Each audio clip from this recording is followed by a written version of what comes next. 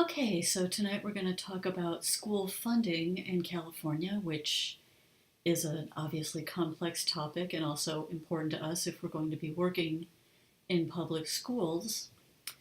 So we'll first take a look at the history where our funding is coming from, which will give you a better understanding and perspective when we talk about what's new in our funding. So here's the basic overview. And first, I just want you to think about, make a prediction. Where do you think a lot of the funding for California public schools come from?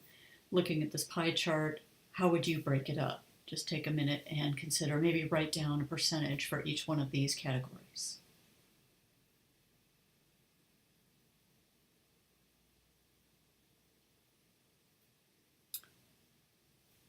Okay, so having thought about that, let's take a look at where our funding comes from. As you see, the largest piece of the pie is state money. Then there's some federal money, local property taxes and revenue. And the smallest slice is the lottery, which is disappointing. I think when people voted the California lottery into law, they thought a lot more of that money was going to go to the schools, but it's really only about 2%. So as you see, 60% of our funding comes from the state. Federal contributions only account for 10%, less than 23% from local property taxes, and 6% from local revenue. So the main sources of federal fund is funding for the IDEA, Individuals with Disabilities Acts for Special Ed, and Title I funding for socioeconomically disadvantaged students, and some of the competitive grants like Obama's Race to the Top. So looking at the history of funding in California, as you see, school funding didn't change much for about 80 plus years, from 1880 to 1968. Schools were funded by local taxes, and it was finally the Serrano-Priest lawsuit that challenged the fairness of that. Obviously, local taxes would create inequities in schools, so the state moved to a state-controlled funding system, and Senate Bill 90 in 1972 established revenue limits, meaning there was a maximum amount of how much money a school could receive and use per child.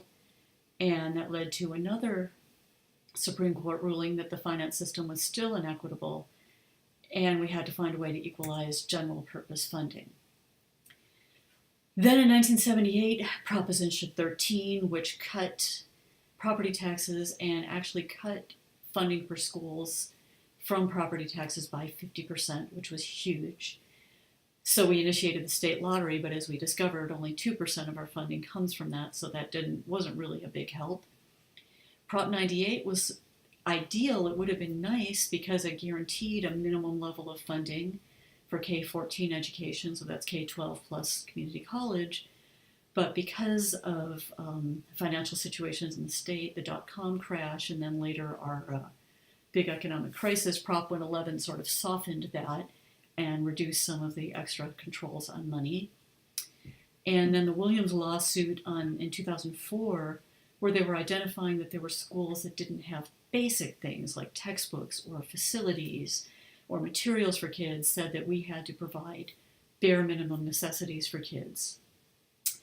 And then we had our categorical funding in 2008-9 with the big economic crash.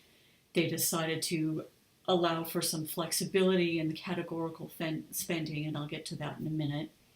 And there's a lawsuit now similar to the Williams lawsuit about equity of funding in the state, which hopefully will be alleviated with the new local control funding that we have in place. So revenue limit funding is what we were called, where they limited the amount of money per child that you would get.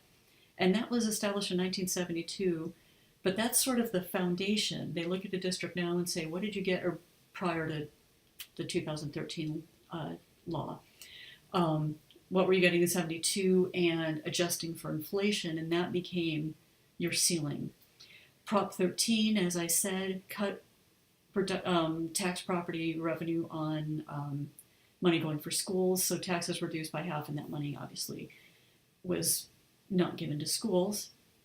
And the Serrano versus Priest rulings actually then dropped the amount of money going to schools, which was obviously the opposite of their intention, and shifted financing of the schools from the local to the state level. So despite the passage of Prop 98, because of the budget crisis, we fell and continue to fall behind most other states in education funding, which was a decline that started in the 80s. So, thank you to all that. Jerry Brown signed into law the 2013 local control funding, which replaced the revenue limit funding, which is what it was called prior, and altered how state funds schools. And we're going to look at that a little bit more in depth in a little bit. So let me explain revenue limit funding.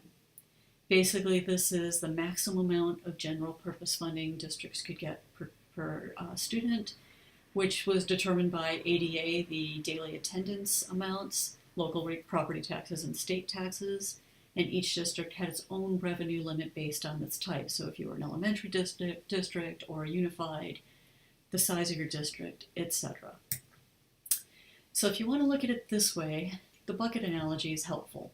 So you would have this property taxes and local money would fill your bucket up to a certain level, depending on where you lived and the kind of environment you lived in. And then money from the state would fill to the rest. So in other words, everybody got the same amount, regardless of where they lived or who they were, and it was just varied based on basically local taxes.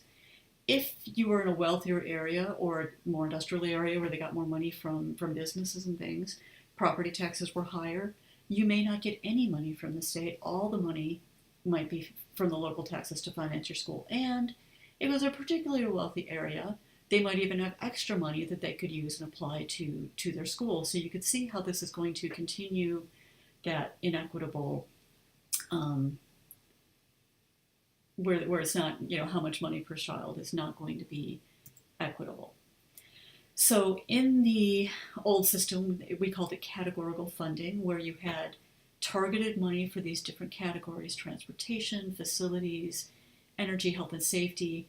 And every school and district, or every district, would be allotted a certain amount of money for each one of those. And it was up to the administrators, and this had to be a nightmare, to make sure that that targeted money was only spent on that targeted thing. So it was, a budgeting nightmare. And if you had extra money for curriculum and staff development, for example, you could not spend it on health and safety or facilities or transportation. It could only be spent on curriculum and development, which, as you can see, would be problematic. So in 2013 and 14, full implementation began of the local control funding formula, LCFF, and it will be implemented over the next 8 years. So we are now in the third year of implementation, and we're going to take a closer look at this. And schools this year then are receiving more money than they received last year, and the ideal would be that by the end of 2020, 21, 22, schools are getting more money than they're getting today. And one of the best things about this, and we'll look at this, is that there's no more categorical funding. Schools get much more discretion over how that money is used, and they're targeting more money towards high needs students, which we'll get to in a little bit. So first we're going to take a look at an overview video, and I have a separate link for that, and get a closer look at LCFF.